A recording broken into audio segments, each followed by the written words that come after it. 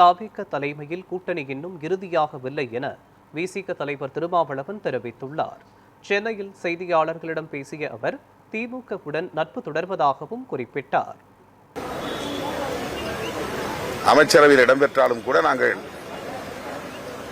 தவிக கூட்டணியில் இணைந்து விட்டோம் என்று சொல்வதற்கு அதிகாரபூர்வமான எந்த நிகழ்வும் நடைபெறவில்லை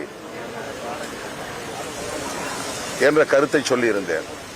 இப்போது ஜூலை 1ஆம் தேதி கூட்டணி தொடர்பாகத்தான் முதலமைச்சர் ஆதரவு நல்கிய கட்சிகளோடு பேச்சுவார்த்தை பேசினார், கலந்தாய்வில் பங்கேற்றார். ஆனால் அந்த கூட்டத்தில் இறுதி முடிவு எதுவும் எடுக்கப்படவில்லை.